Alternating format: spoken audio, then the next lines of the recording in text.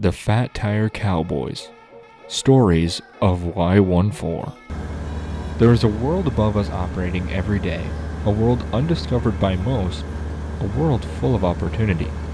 This is me, Dean Knuth, and I am a fourth-generation pilot and one out of 163,000 FAA certified private pilots in the United States that flies the skies above you.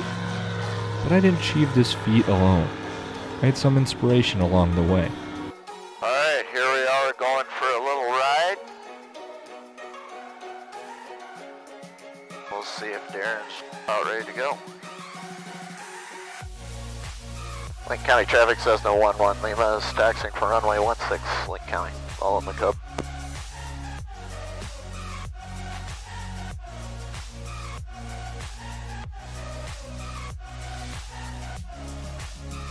Well, what a beautiful Saturday morning. This is what we love to do best, right? If you have any interest in airplanes or the experience you're going to get from being in aviation, it's a definite must thing to do. You need to experience it and see if you like it or not.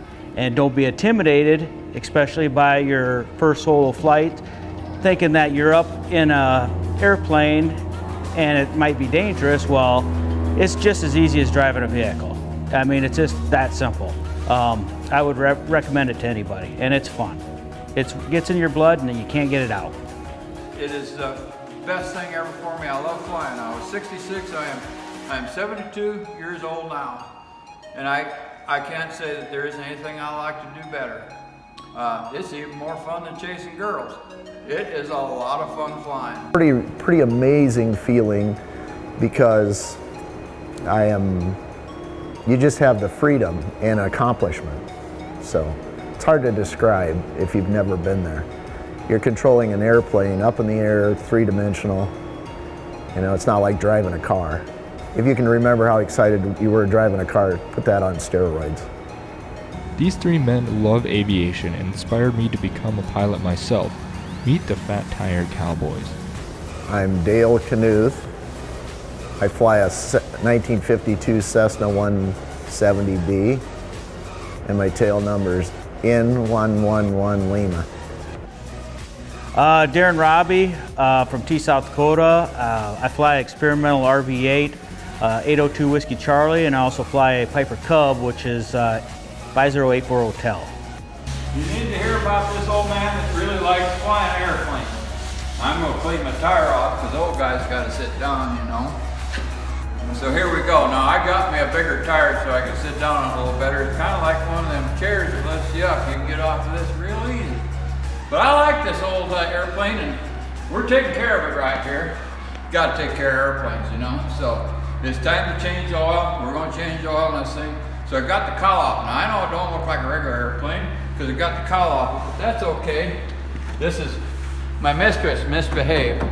And that's what makes a girl a lot of fun, is when they misbehave just a little bit. I'll tell you about my first ever solo flight in a Cessna 152 Aerobat.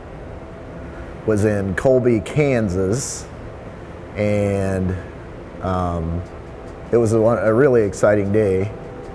It was a cold fall day. Just remember, it was very exciting, and I couldn't believe it was actually, you know, kind of one of those disbelief. You couldn't believe it was actually happening. It was a great time. Went out and did 3 touch and goes, and came back in and got signed off, and then I was off and running. It was just, you know, we went out and did some practice runs before we practiced landings, and just different maneuvers before we actually, you know, he came back in like we were going to quit for the day. And he said, let's stop here on the ramp, and said, go for it, you know. Go do 3 touch and goes and come back and we'll talk about it. Well, okay, now I tell you what, you know, I had a younger brother when I was a kid, and he was really interested in flying. They had a little spray plane over next door in a neighbor farm, and we'd sit around airplanes, and this is what we wanted to do. But I was poor all my life, and I worked really, really hard, and I didn't have time until I decided at 66 years old I wanted to fly. And my brother and I bought this airplane. Anyhow, he got sick and passed away. He was going to teach me how to fly. So I kind of taught myself how to fly this thing. And I've had, I'm telling you, I have had so much fun flying this thing. Well, I grew up at the Chamberlain Airport. My dad was a spray pilot, and my brother is a spray pilot. He took over my dad's business. So I've been around aviation my whole life, but unfortunately I didn't pick up on to start flying myself until about 5 years ago. And big mistake, I should have done a long time ago. Got into it. We flew a lot of RC airplanes, and I flew them with my dad, my brother also. And I kind of got bored with them, so I thought I'd try the real deal, and I would never look back. And it's a great experience. You meet a lot of good people, and you gain a lot of new friends. The ways to become a pilot are endless, and earning your license is what they call your license to learn. But words of advice from the experienced go a long ways. You're at control of something and doing something not everybody wants to do. And it's a different experience every time you go. It's a learning experience every time you go out flying, and you're sharpening your skills every time you go out flying. It's just a very fun hobby to get into. And for a person who's only flown commercial jets, I would suggest anybody will take you up. If you go to the airport and say, hey, I'd love to go for a ride, anybody would probably take you up and experience different aircraft. Not just your typical 172, maybe get into a Cub or an airplane like this. It's a different experience. Every airplane is a different experience, and it's just good to experience them all, as many as you can, and get behind the sticks. And you're gonna realize how easy it is and fun it is and challenging it is. Aviation is something that you have to practice to be good at it. You have to practice. If you can practice every day, that's great, but most people can't practice that much. We try to fly as much as we can, and me and my friends that I fly with, we try to fly as much as possible, and we fly together a lot. I try to learn something every time I go. I try to push my limits. If I'm by myself, when I have passengers, I'm very conservative about what I do, because I want them to have a great flight experience, because I don't want to scare anybody. I don't want anybody to not like flying, because I love it so much. I don't want anybody to have a poor experience and say, I never want to do that again. And so I try to learn every time I go up. I try to learn something new, especially when I'm by myself. I try to figure out new techniques. I try to figure out ways to do things better, whether it's taking off, landing, short field, over an obstacle, whatever it is. So, and then I study almost, I would say probably, I probably read study materials probably 5 hours a week every week, just because I'm interested in it. All I have is the private pilot's license. Basically, you just do your 40 or 50 hours of flying. It takes more time than that.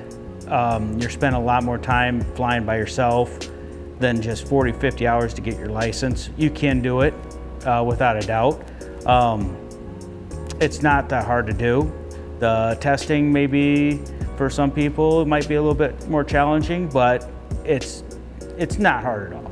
And you just gotta dedicate yourself and your time to do it, and that's basically it. I'd like to get my commercial, and that's my next step. And as soon as I find some time to start studying for that and spending some time to get my commercial, I will probably get that next. Immerse yourself 100% in the hobby or profession, if that's what you're going to do. Don't kind of half do it, because this sport will kill you. You know, these airplanes only fly just fast enough to kill you. So one of the things that I always tell people is be aware of your surroundings, get a good instructor, have good instructors, and don't be afraid of the airplane, because if you're afraid of it, it's gonna bite you. So, you know, you can be confident, but don't be cocky, you know. Don't be a hot dog pilot, because hot dog pilots usually end up bending something, and it usually costs a lot of money. Aviation not only has connected them locally, but given them the opportunity to travel to different places around the United States. I've flown it in 8 different states. I've flown 450 hours on it now, and it is the best thing ever for me. I love flying. I was 66. I am 72 years old now. Been to Wisconsin, to the world's largest air show. That's a great experience, with all the aircraft flying at there at the same time, trying to land at the same airport at the same time. So that's a huge challenge. It's not that difficult, but it's very fun, and it's a different experience every time you go. Every year you go there. So I've also been to the Lake of the Woods, landing on the ice roads up there and going ice fishing with my Cub. And that was a great experience. And I've been out to the Black Hills flying in the mountains out there. They're not huge mountains, but it's still a great experience. Doing all these different types of fly-ins, and meeting all these different people, you have friends all over the country now, just from doing this stuff. And I don't know, it's just something to get into. I need to tell you guys about 2018. We're going to fly to the great Oshkosh Air Venture. This is a wonderful fly-in. There's 500,000 people over a week, and we're going to fly to Oshkosh. So we get there. Low and slow. Low and slow. We're flying. We're these tail draggers. We're low and slow. We get there. We're pretty close, and the airport's closed. The ceiling's too low. The visibility's too close, and we just going to have to do something. So we're at Watoma, Wisconsin. All of us hanging out. There was 100 airplanes there. Pitch our tents. We're sitting around. We're talking about things. We get some pizza coming and everything. Played a guitar and a harmonica. Huh? Played a guitar and a harmonica. Yeah, and we met a father and a daughter from Oregon or out west somewhere. They played their harmonica and their guitar. We had live music. We're sitting there under the wings of these airplanes with our camp chairs, just having the best time associating with people that we know and strangers that we met. And that's the cool part. We met all these people. We're sitting there having this. The next day, we're going to try flying into Oshkosh. There are hundreds of airplanes. The sky is just buzzing like somebody kicked over a beehive. And we're going to go in there. Now I've flown in there once before. So Dean Knuth is pilot in command in my Cub. And we know the rules, and I said, Dean, just keep your separation, keep your altitude, we're just fine. And we went straight in there, didn't have any trouble. They just said, fat, tired, yellow Cub, you're landing on 3-6, pink dot. Dean was flying her, just put her right on the big dot, and they said, fat, tired, yellow Cub, that pink dot, you nailed it, good job. Now just get that thing off the runway because there's more airplanes coming. But such an experience to be able to do that when we had to be responsible for so many airplanes around us, had to follow the rules, and really, you know, that's kind of the cool thing is we know the rules, what's right, what's wrong. It was such a great experience flying into Oshkosh. The airport we're at, we have 100 aircraft based at this airport. There's a lot of people just come out here. They might not even go flying that day. They just come out to hang out with everybody else and enjoy everybody's company. Just flying to any average airport, you're going to meet somebody, and it's always going to be a great experience. I hangar at Y14, which is T, South Dakota, near Sioux Falls.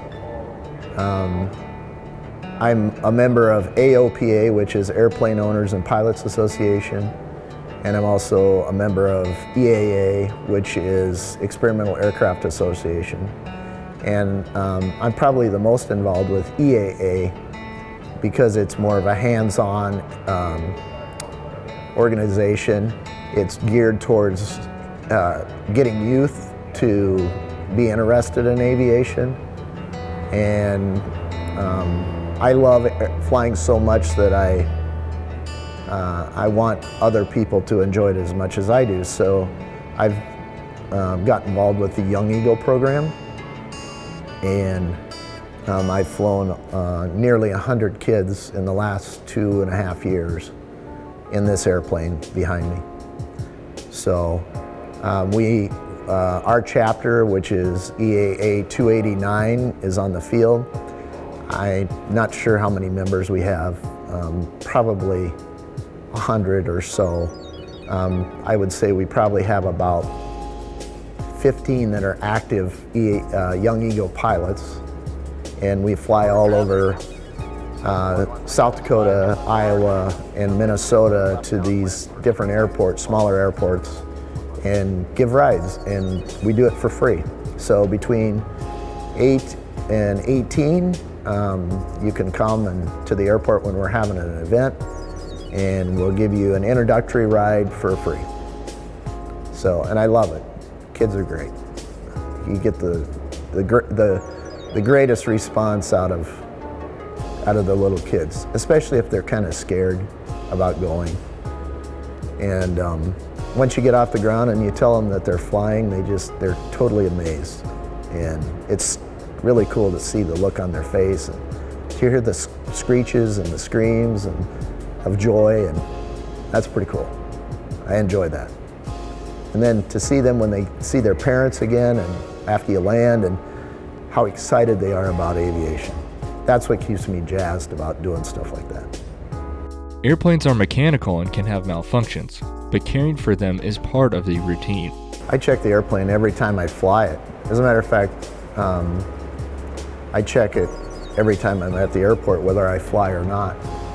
Just because it's mechanical, it's no different in a car. If you use it, you're going to have things that you need to tighten bolts. And you know, this airplane is a 1952, so it's a fairly old airplane. But we have to, every year, you have to do an annual inspection, and a certified mechanic has to go through the whole airplane and certify that the airplane is airworthy.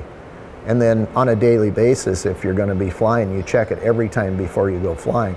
Even if I fly from here to Lincoln and I go do something in Lincoln and I come back to the airport to fly home, I do a walk around, just to make sure that something hasn't changed during flight, because there's no pulling over. So quite often, change the oil every 25 hours. Just general maintenance. Make sure everything is the way it's supposed to be. Alongside already built airplanes, pilots can take up hobbies of building airplanes as well, and that's just what Darren did. This is a Vans RVA. It's the #1 experimental airplane kit that you can buy today. They have sold over 10,000 kits. They're very safe. They're very well built. People build these in their garage or in their hangar, wherever you can find a spot to build them. You can build them in your basement. I did not build this one. I bought it 80% done, and then I finished the rest. I couldn't imagine building it from start to finish. That's a lot of time. It's a 2,000-hour commitment, Vans says, but for most people, I think it's a little bit more, depending on how detailed you want to be. Because I spent a lot of time just finishing it, and the majority of it was done for me. It's a great flying airplane. It's an easy airplane to fly. You can do aerobatics. You can fly fast. It does 200 miles an hour, or you can fly 80 miles an hour down low. It all depends on what you want to do. I got a smoke system I'm getting for it. I'm going to put that on. That's going to be kind of cool. It's got a lot of power. It takes off quick. And it's a really fun airplane to fly, and if you want to jump in it and go cross country, it doesn't take long to get anywhere. And it's a good airplane, and it's been fun working on it. I'm just glad I didn't build the whole thing, because it's a big commitment. Some people are really good at it. Got about 20 more hours to work on it before I'm done with it. But it's a fun thing to do. When the weather's bad and it's cold and windy out, it's a great place to be, sitting in my hangar, working on my airplane. I love it. Many factors go into flying, and weather can be an issue, but the passion to fly is always there. I mean, if the weather's really nice and you're just always looking at the sky. So when you're at work during the day, I'm a finish carpenter, I'm always looking at if the skies are nice and it's nice day out, I want to be out there. That's what drives me to get out there, and just being out there and the freedom you get from flying. I try to fly every 2 or 3 days for sure. Some days I fly, some weeks I fly every day. Some weeks I don't fly at all just because of weather. We're in a cold spell right now, so I haven't flown for about 3 weeks. But I fly about 150 hours a year, which for your average pilot that's not doing it professionally, that's quite a bit. You know, most pilots fly about 40 hours a week, 40 hours a year. So I'm doing about 3 times that amount.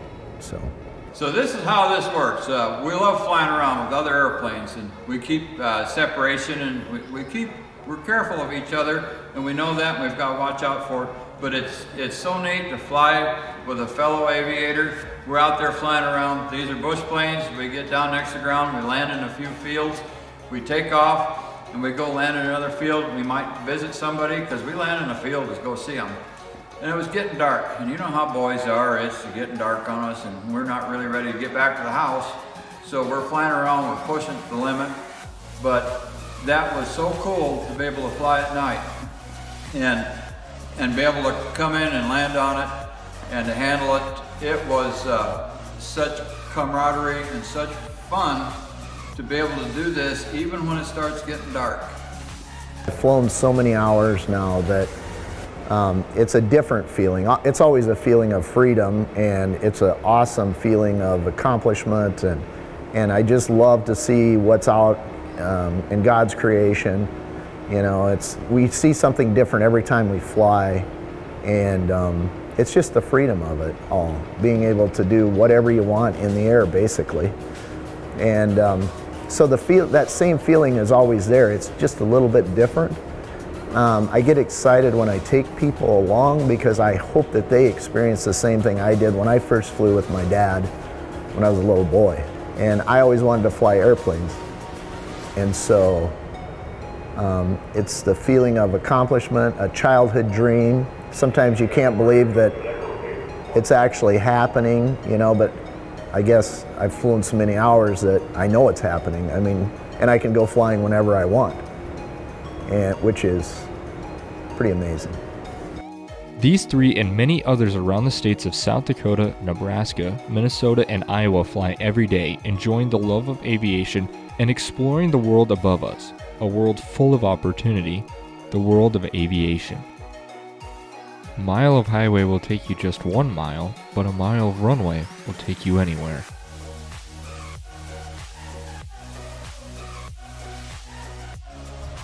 Keep your eyes on the skies. You might spot a fat tire cowboy flying low and slow.